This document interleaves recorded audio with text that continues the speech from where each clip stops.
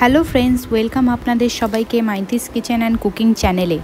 এই গরমে শরীরকে স্বস্তি দেবার জন্য এই তরমুজের জুসটি আপনারা বাড়িতে ট্রাই করতে পারেন। এটি খুবই সুস্বাদু হয় এবং গরম থেকে শরীরকে অনেক স্বস্তি দেয়।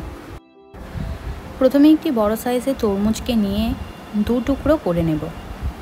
দু টুকরোর মধ্যে একটা টুকরো নিয়ে নেব। এবার তরমুজটাকে ভালোভাবে ছাড়িয়ে তরমুজের ভিতরে যে দানাগুলি আছে ওই দানাগুলিকে ফেলে দেব। ফেলে দিয়ে এবারে টুকরো টুকরো করে নেব। ছোট ছোট করে টুকরো করে নেব যাতে মিক্স করার সময় কোনো প্রবলেম না হয়। এভাবে টুকরো করে নেব। দেখুন এইভাবে টুকরো করে নিয়েছি। এবার মিক্সিং জারে তরমুজগুলি কাটা যে আছে ওগুলো দিয়ে দেব। দিয়ে এটিকে মিক্স করে নেব। দেখুন কত সুন্দর মিক্স হয়ে গেছে। এবার একটি পাত্রে ছাঁকনির সাহায্যে এটিকে ছেঁকে নেব। ছাঁকার সময় একটি চামচও অবশ্যই ব্যবহার করবেন যাতে এই জুসটা, তরমুজের জুসটা ভালোভাবে বেরিয়ে আসে।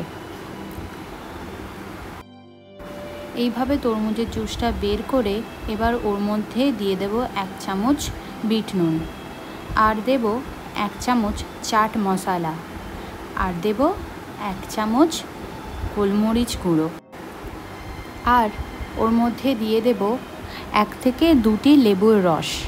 লেবুর রসটা দিলে টেস্টটা খুব সুন্দর হয়। আর দেব 1 চামচ চিনি। এখানে আমি চিনি ব্যবহার করেছি, আপনারা চাইলে নাও দিতে পারেন। এবার এটিকে ভালোভাবে মিক্স করে নেব। এর মধ্যে আমি পুদিনা পাতাও দিয়েছি। আপনারা চাইলে যখন তরমুজটাকে মিক্স করছেন তখন পুদিনা পাতা দিয়ে তরমুজের সাথে মিক্স করে নিতে পারেন। আমি লাস্টে দিয়েছি। এবার একটি জারের মধ্যে বরফ দিয়ে দেব। এখানে আমি 4 থেকে 5টা বরফ ইউজ করেছি। আপনারা চাইলে এর থেকেও বেশিও ইউজ করতে পারেন। এবার তরমুজের জুসটা আস্তে আস্তে ওর মধ্যে দিয়ে দেব। দেখুন কত সুন্দর লাগছে, খেতেও খুব সুস্বাদু হয়। এরপর ওর মধ্যে একটি পুদিনা পাতা আর লেবু দিয়ে দেবো। ব্যাস রেডি তরমুজের জুস। এই গরমে আপনারাও ট্রাই করতে পারেন, শরীরকেও অনেক স্বস্তি দেবে। আপনারাও ট্রাই করুন এই ধরনের জুস।